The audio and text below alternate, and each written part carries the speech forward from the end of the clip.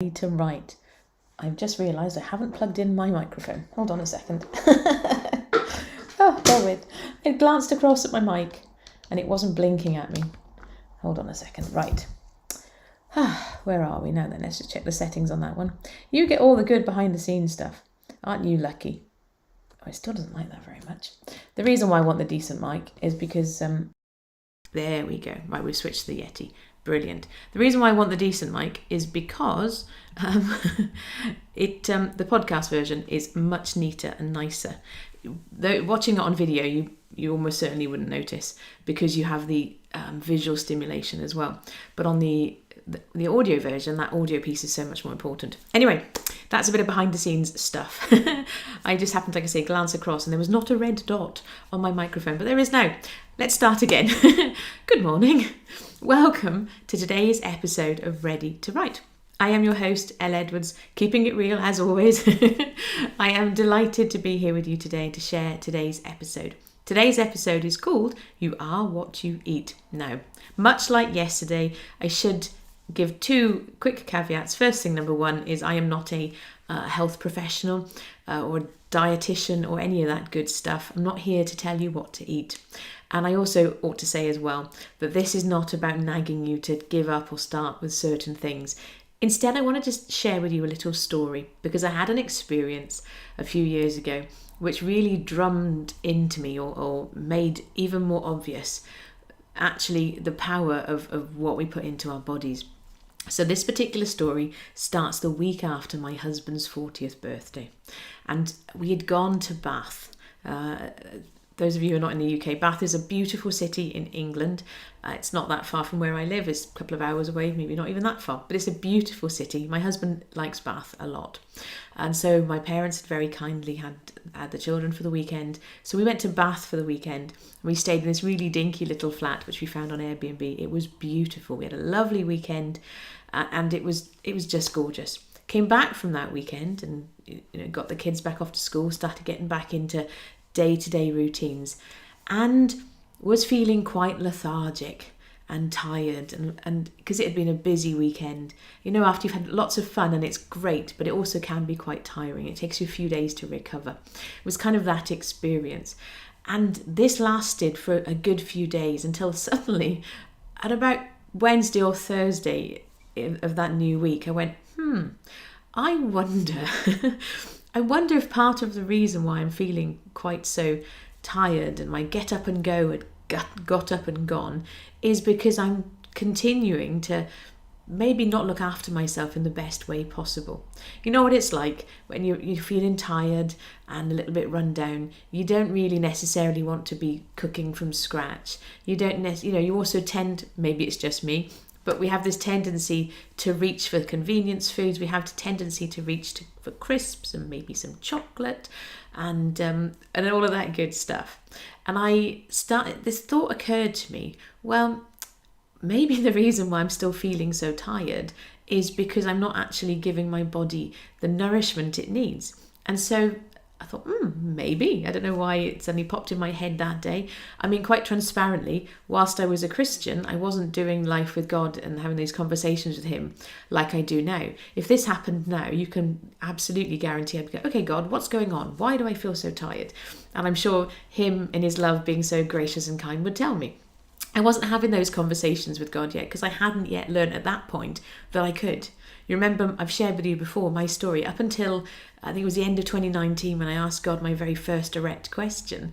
I thought that it was only like super holy people or prophets that could expect to hear from God, have conversations with God. And that's simply not true. And if that's been your experience and you're like, I don't know if I can hear from God, this is your reminder. Get the Youier book. It's on Amazon, or come and join the Youier movement, youier.com, and you can get a copy for free as one of the goodies, one of the perks of joining us. It's a short little book. It's an easy read, but it will give you lots of ways in to hear from God, lots of questions to explore with Holy Spirit. So that's just a side note, but it really absolutely played into my experience at that point. So I wasn't doing life with God in the way that I am now. And so, but equally at the same time, I would maintain, even if you don't realize it's God speaking to you, lots of those ideas and those thoughts that pop in your head, more often than not, they are God. I'm just saying. So I suspect, whilst I didn't realize it at the time, it was probably almost certainly God giving me a bit of a nudge. And would you get it? Would you believe it? Surprise, surprise. I then started being really deliberate and intentional for a few days, and I started to feel better. I started sleeping better. I got my energy back. I am one who does not like feeling much of the time. I know nobody does really. So I noticed it very, very much. And so having had that experience, I make no apology for the fact now that part of the conversations I will have with people is, okay, are you looking after yourself? And of course that will look different for different people. Like we talked about yesterday when we talked about moving more. I refuse to give a one-size-fits-all solution to this. That is the complete opposite of what it means to be Youier. You are wonderful and uniquely and beautifully crafted, and God knows what you need. I mean, I don't eat meat, but I'm not going to stand here and tell you, right, you need to not eat meat in order to look after your body and write better. No, this is not what this is about. This is about recognizing that the things that you put into your body do make a difference. Remember what we said yesterday. We're told in the Bible that you are the temple of the Holy Spirit, spirit, soul, and body. And that body piece, we do have a tendency to almost put it to one side, but it's important too. I don't want you to elevate that above everything else. And at the same time, it's holistic. You need to be looking after yourself. So we are coming towards the end of this Ready to Write series. We've got one more episode on Monday, because Monday is the final day of October, and Monday is a fun one. Monday is called Celebrate, and the power of celebration, little mini wins as you go through your writing adventure. So we'll get to that on Monday, but we are coming towards the end of this mini series now. And so the reason why I mention this towards the end, because it's the piece of advice that really, people don't really want to hear this. Most of us, we know the things that tend to energize us. We know the things that tend to leave us feeling lethargic. Some of you, particularly you folks in the Blue House, know that that's absolutely the experience for me and processed sugar. I am so much more lethargic and just sleepy and if I'm eating too much sugar or consuming too much processed sugar. And so it's been an ongoing conversation. And at the same time, let's be honest, it tastes nice. So there comes this battle between what we want right now in that moment versus what we know will actually help us in a slightly, more medium term. And it doesn't need to be a battle. The real power of you doing this with God is that you can ask him to engage all of your senses. I was reminded yesterday that actually, the verse, and I forget where it is, Romans, Colossians, somewhere in the Bible, in the New Testament, it talks about renewing our minds. Renew your mind. Take every thought captive and make it obedient to Jesus. Yes, I'm paraphrasing. And somebody watching this will be like, yeah, I know where that is. And I didn't know I was going to mention that verse directly, otherwise I would have looked it up beforehand. But actually, your mind is more powerful than possibly you give it credit for. And God works, your mind is Holy Spirit's playground. And so any of these changes that you want to make, any of these decisions that you want to make, what if you first engage with Holy Spirit in your mind? And remember, there's a difference between your mind and your brain. The brain is the thing that's inside my head, between my ears. Some people say I need to engage it more. Your brain is this lump of matter that's inside your head that has a biological function that does clever stuff.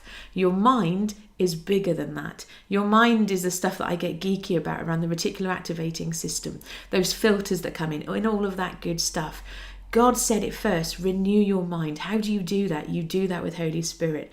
And so all of this stuff plays in together. And so the reason why we mention this is because if you're sort of listening or watching, you're like, yeah, you're getting a little bit nudged by some of this. Engage Holy Spirit with this stuff. Ask him, okay, what from this episode is actually for me? Because I recognize that these go out to lots of different people, and not every single thing is going to be for you every single time. The same is true when you engage with any teaching or any kind of content. Holy Spirit will, so I could share a message and 10 different people hear 10 different things because it's what they need in that moment. That's just how brilliant God is. So I'd encourage you, if you're getting nudged around this, take it to God and explore it with him, because all of it plays in together. All of it makes a difference. And so, like I say, this is the penultimate episode of Ready to Write. And I make no apology for the fact that we are talking about this in a holistic manner. And actually, and this is fair warning for Blue House members, next year, because I've already been getting stirrings about where we're going next year, and some of you might have seen the new video on the Blue House join page, where we're actually encouraging you to be the leader that you were created to be.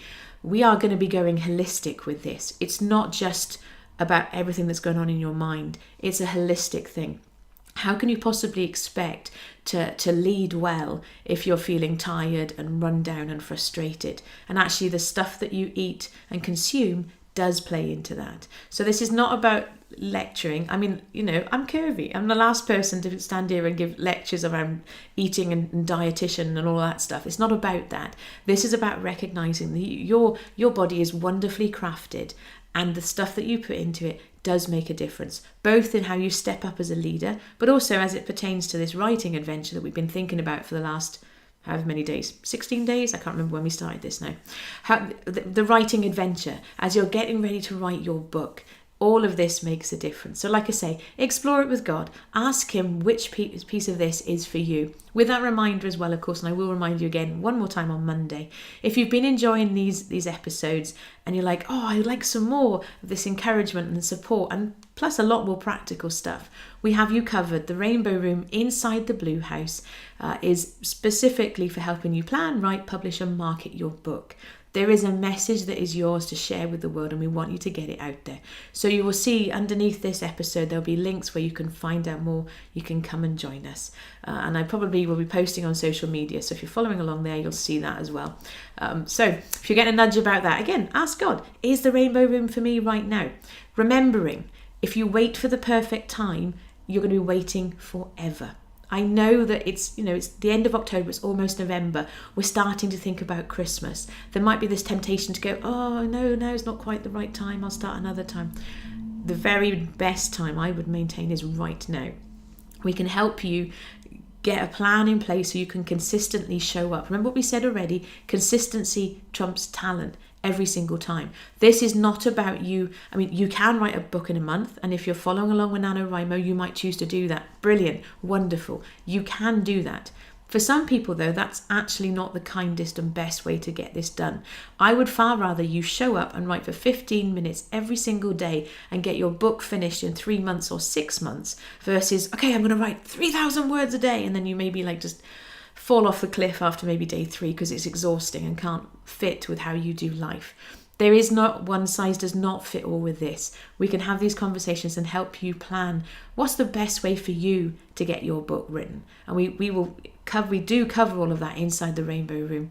We have conversations specific to you. So that's just my reminder for you as well, that we do have a place where you can get that encouragement.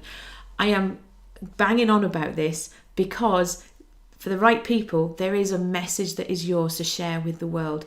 And part of you being Youier, for some of you, part of you being Youier is books. That's why we have the Rainbow Room inside the Blue House. It's not for everybody, I recognise that. But if you're watching or listening to this and you've been here the whole way through, there's a good chance it's for you. You're not here by accident. With that reminder as well, if you know somebody who are like, oh, books, I would encourage you, please share this series with them and share the Rainbow Room with them.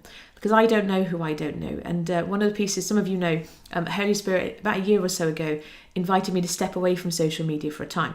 I didn't know, quite transparently, I didn't know then I'd be back. But the reason we did this, because he's basically stripped away the illusion of my personal illusion that social media was for marketing. My way of sharing Youier with the world is through you sharing it with other people. So thank you in advance for doing that. I do appreciate it.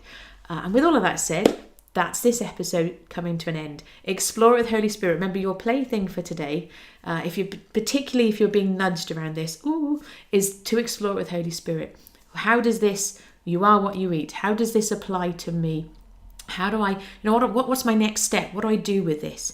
Because I don't want you just listening and going, oh yeah, that's nice, and move on to the next thing. I want you taking action. So explore with Holy Spirit. We'll be back on Monday for the final episode of this mini-series. In the meantime, thank you for being here and following along. Have a wonderful weekend, and I shall catch up with you soon. Take care. Bye-bye.